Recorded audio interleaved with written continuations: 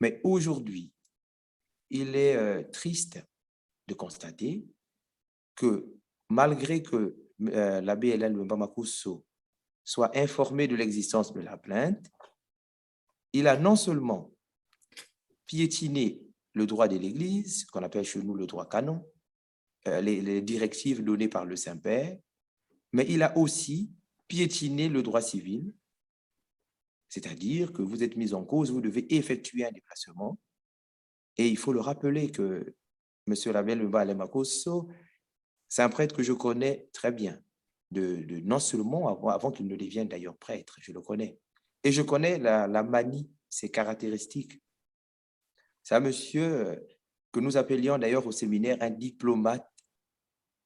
C'est un spécialiste dans la stratégie des contre-attaques. Il sait comment tourner les gens en dérision. C'est-à-dire que dès qu'il y a une affaire, il crée lui-même une autre affaire. Là, par exemple, vous avez vu que la plainte existe depuis 2020, mais dès qu'il avait été notifié, il a commencé à crier au tribalisme, il a commencé à se victimiser. Voyez, spécialiste en victimisation.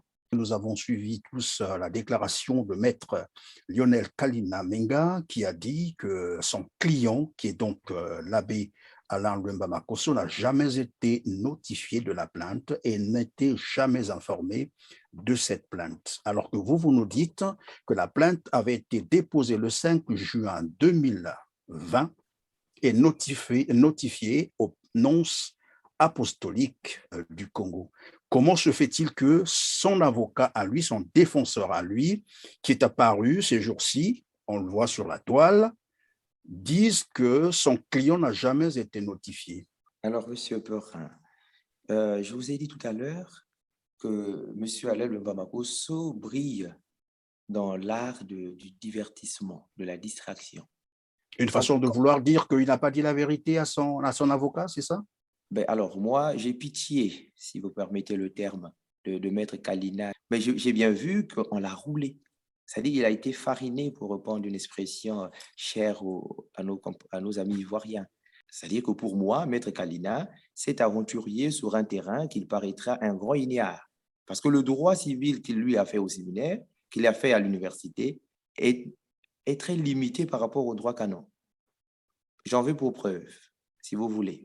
Permettez, Maître Kalina Menga nous a dit que qui est Poussi Sangou, c'est un jeune qui était au grand séminaire de Maïdi, et que pour Maître Kalina Menga, le grand séminaire de Maïdi n'appartient pas à une circonscription gérée par le monsieur le vicaire général, son client.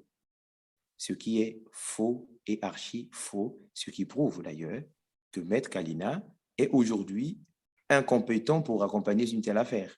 Donc, vous êtes en train d'accuser l'abbé Alain Lwemba-Makosso. Il se trouve que dans un audio qui a été, je crois que jusqu'à aujourd'hui, qui est largement diffusé d'ailleurs sur un média en ligne, on vous entend vous confier à quelqu'un, notamment à M.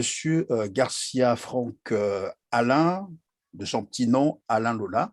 Vous vous êtes confié à lui pour dire que finalement, vous n'avez jamais été abusé par l'abbé Alain Lwemba-Makosso, mais plutôt par Autain Sila Guillard. C'est vous qui êtes en train de le dire. Comment Alors, expliquer ce paradoxe?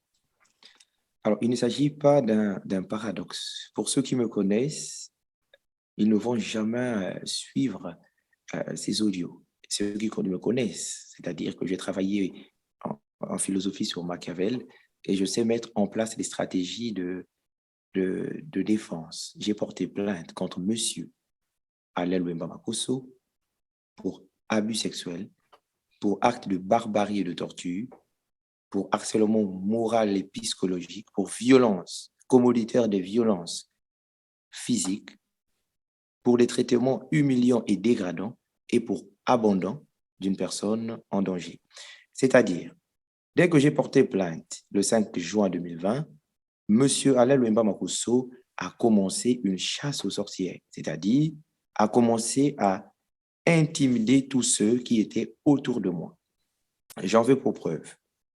5 juin 2020, la plainte est déclarée et recevable au tribunal judiciaire de Paris. Dès lors que l'annonciature est notifiée, dès lors qu'il a eu de la bouche d'une autorité ecclésiastique qu'il y a une plainte contre toi et il y a un témoin.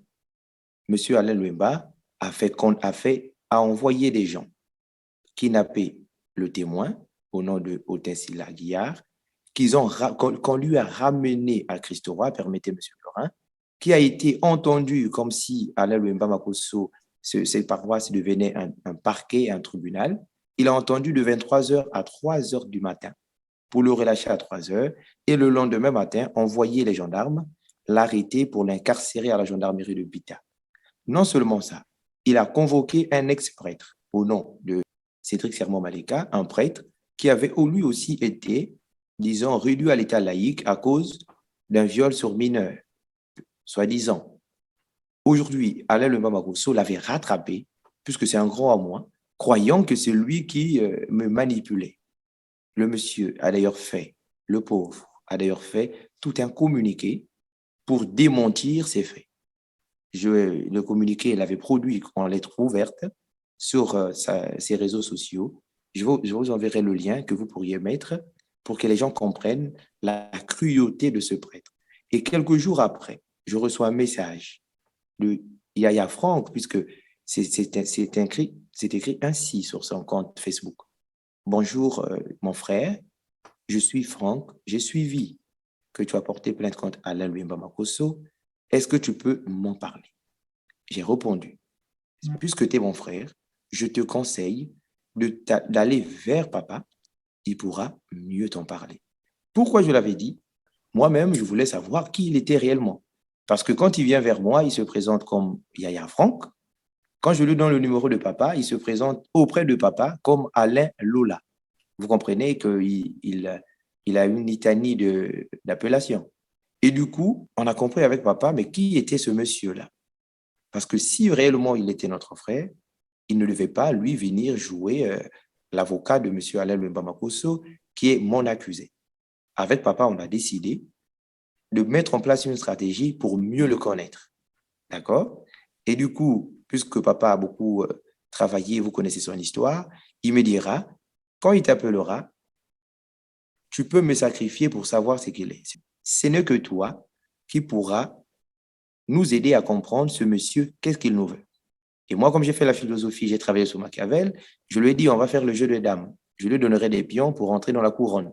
Et donc, quand il m'appelle, je lui dis, écoute, d'ailleurs, Alain Luemba Makosso ne m'a jamais violé. Alors, il était content, tout joyeux.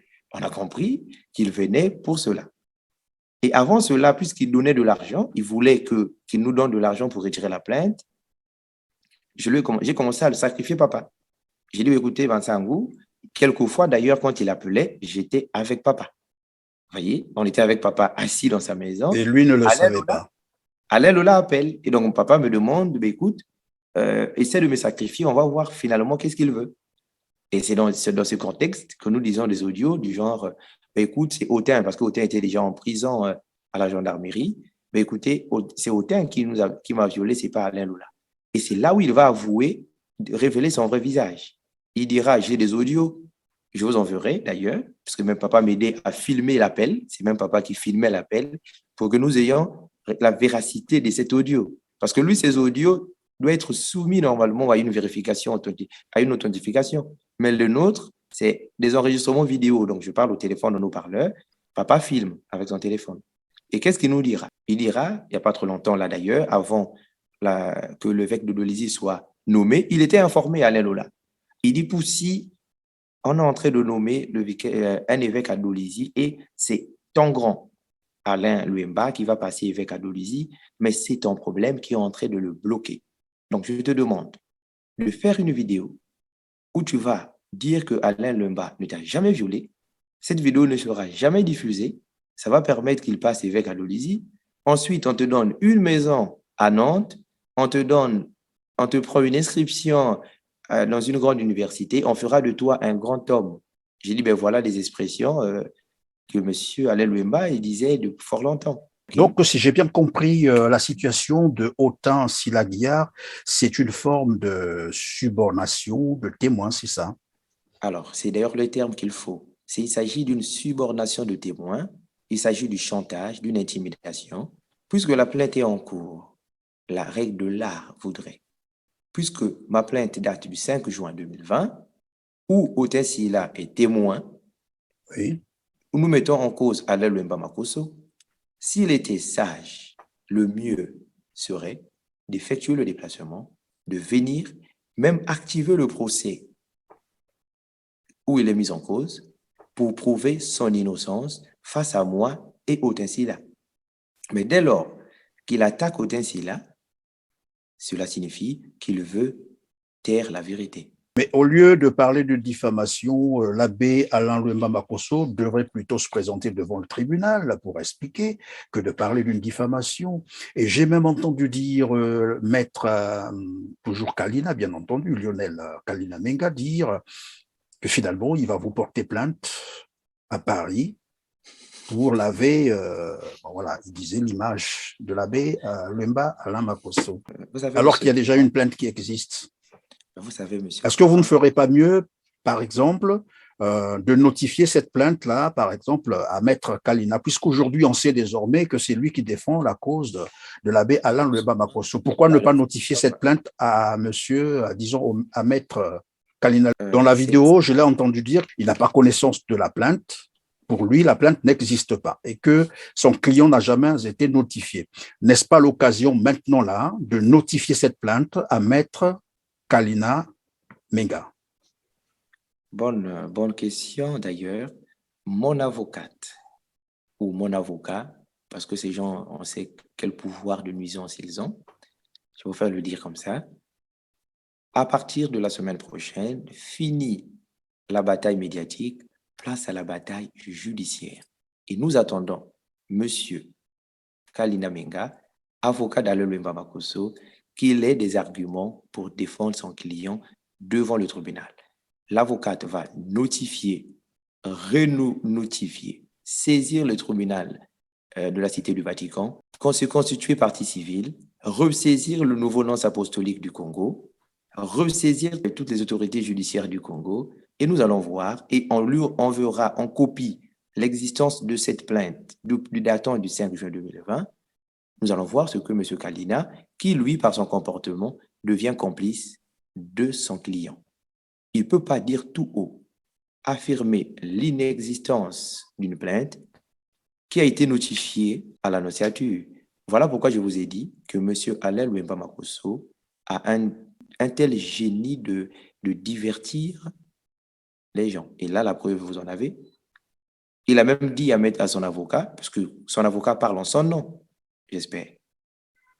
Oui, il a bien dit qu'il était l'avocat de l'abbé Alain Louemba Makosso. Et vous comprenez les incohérences dans les propos de M.